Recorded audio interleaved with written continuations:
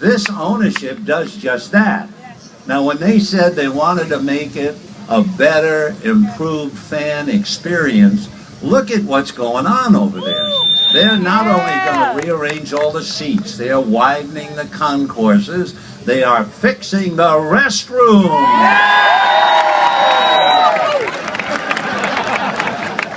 They are also putting up new Diamond Vision screens. They have spent and will continue to spend over $100 million. Why?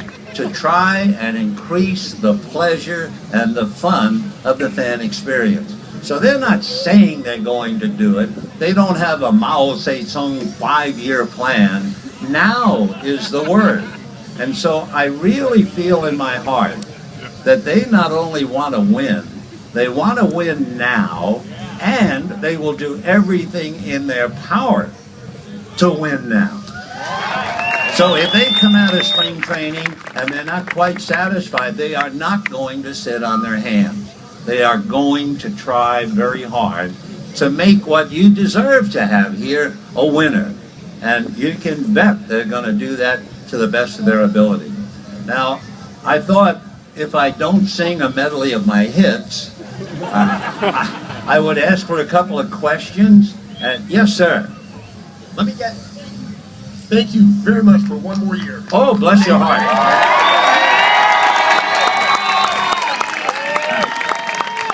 Thank you. If I make it, it'll be number 64. Okay. Please God. Please God. Yes, ma'am. You have a question? Or do you want to leave the room? Yes, right here. As a Catholic, how much the Ignatian spirituality is part of you? My childhood? No, the Ignatian spirituality. I know you went to Fordham, and that's a Jesuit institution. Oh, so my question is, as a devoted Catholic, as myself, how big is Ignatian spirituality part of you? Well, I'll tell you one thing about being raised, and this is not a religious answer to a religious question. When I was about 7.5 years old, which was shortly after the discovery of fire. When I was about 7.5, I wrote a composition for the nuns, what I want to be when I grow up. And I honestly wrote that I wanted to be a sports announcer, which was really unusual. In other words, in those days, the boys wanted to be firemen, policemen, doctors, and the girls wanted to be ballet dancers and nurses and all that. And here's this little red-headed kid saying that he wants to be a sports announcer. But here's the kicker. I wrote that composition left-handed. Now you might think this is prehistoric, but it was true. When I was in Catholic grammar school, you were not allowed to be left-handed. Honest. And so every day I'd pick up the pen or whatever with my left hand, and the good sweet nuns would come along, whack, with the ruler. And then one day I went home, and we were having dinner, whatever, and I was passing bread, and my mother saw this left hand, and it had all been beaten up. And right away she assumed I had done something terribly wrong, and I'd been punished, and she would have been right 99% of the time. However, not this time. And I told her, no, Mom, I'm being beaten up on this hand because they don't want me to be left-handed. So, our family doctor, who happened to be Jewish, which makes it even sweeter, he wrote to the Catholic nuns that if you force this little boy to be right-handed when he is born to be left-handed, he might stutter, which would have changed my life dramatically.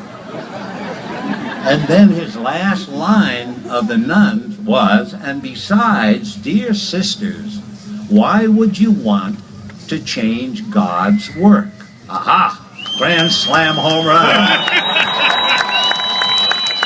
So I was able to say left-handed. I don't know how many of you remember, it was a big movie. It won all the awards 2 years ago. It was called The King's Speech. Do you remember that? Where the King of England stuttered? Way back, 40 years ago, there was a man who wrote a book about King George VI of England. And during the war, King George would tape a speech. And this man worked for the BBC. And what he would do is edit the speech. He would take out all the stuttering, put the speech together, and they would play it on the radio. And after a while, he got to thinking, wow, why in the world would the King of England be so frustrated, which is what they say causes stuttering? Well, when he checked, he found out, sure enough, that the King George VI of England was a natural left-hander, and he was converted to being a right-hander, which is why he stuttered. And if you saw the movie, there was only one mention of the fact, and it went like that he was left-handed and was forced to be right-handed. So I just thought I'd give you the impression the good nuns made on me, and the even better impression my Jewish doctor did to save the day. Yes. We have a lot of people here. I don't want to take it, but I'd be happy to ask one or answer one more question. One more from a young man right here in front. Yes, sir. I'm George, and what would be your favorite Dodger moment? My favorite Dodger moment. Wow, you can imagine how many. I'll tell you one thing. I guess in 63 years, I've probably seen over 6,000 home runs. Let's put it that way. And if I boiled them all down, I'd come down to 4. Kirk Gibson. The first home run was long before almost all of you were born. And that was a home run that Bobby Thompson hit against the Dodgers. Yes, and the Giants won the pennant. What I remember most was not just the home run. There was a Dodger fan walking through the stands in the bottom of the 9th inning in the Polo Grounds in New York. He had a huge horseshoe floral arrangement with a big black ribbon, and on the ribbon it said R.I.P. Giants. Now you can imagine you're walking through carrying this huge floral display, and Bobby Thompson hits the home run. I have no idea what happened to him. I have particularly no idea what he did with the flowers or what the Giant fans did with the flowers. So that was number one. The second home run was right here at Dodger Stadium in the 1963 World Series against the Yankees. Now, I had the privilege of broadcasting with the great Mel Allen, and Mel, that year, during the month of September, had a very bad throat. And doctors had told him, whatever you do, stay subdued. So he did all through September and into the World Series. And the first 2 games at Yankee Stadium, he was subdued. But he was here when Mickey Mantle hit a home run, and that put the Yankees ahead briefly, and it was the 7th inning, I think. I was supposed to go downstairs and do the post-game interview. But when Mantle hit the home run, Mel let it go. Going, going, gone. And when he said gone, his throat went. He could not speak. My heart broke for him. I mean, you can imagine this major stage, and that happens to you. And I've always kept that home run in mind. There, but for the grace of God, could have gone I. So that's number 2. The third home run in all of the thousands was that night in Atlanta when Henry Aaron broke Babe Ruth's record with the home run against Al Downing. And when the home run was hit, the crowd went absolutely bananas, and I had a chance to just sit and gather my thoughts. I've always felt I like to call the play as quickly and accurately as I can, and then shut up, because how can you beat the roar of the crowd? You can't.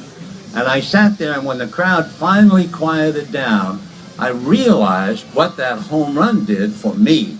And then I spoke from my heart, and I said something to the effect, that was a great moment for Henry Aaron and his fans, great home run for Atlanta, and a great home run for the state. But more than that, it was a great home run for the United States of America. Because think about it, a black man is being honored in the Deep South for hitting a home run to break the record of a white icon. Unbelievable moment. probably the greatest single moment I've enjoyed in all my years in baseball. And then, of course, we come to the fourth and final home run. Well, what do you think it was? I look at it this way.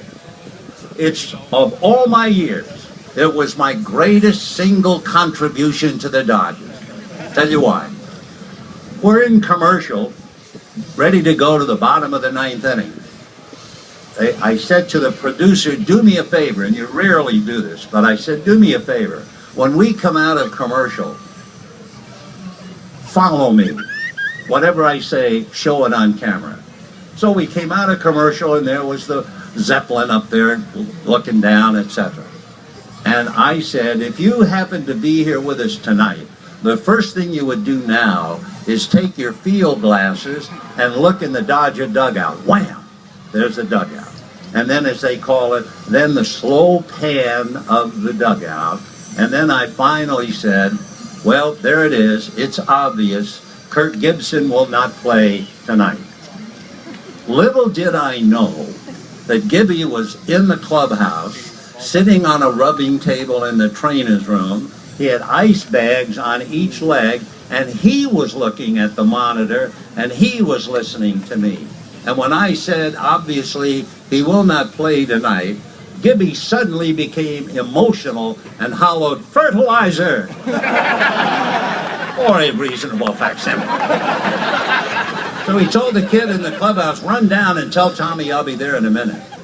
And sure enough, that great moment, out of the corner of my eye, I saw him with the bat as a cane, and I said, well, look who's here. And of course, the place went crazy. And I did say one little prayer. I don't think I've ever prayed for a player exactly, but my prayer was, he's had such a great year. He's done so well in getting us to the World Series. Please, God, don't let him strike out. Let him, you know, he's going to make out, and he can't run. He could barely walk. So if you don't mind, God, just let him make out in a nice way. And, of course, he hits the home run, and there you go. So those are my 4 home runs, and I am looking forward to another exciting, dramatic, wonderful moment this year where one of the boys in blue hits one that really is a meaningful home run, and I hope you're there to enjoy it with me, okay? I think I've done my number here. The next step, I start singing Irish ditties, and that would empty the room. So thank you for your attention. I really do appreciate it. And I say it for the last time today, I will talk to you soon, my friends.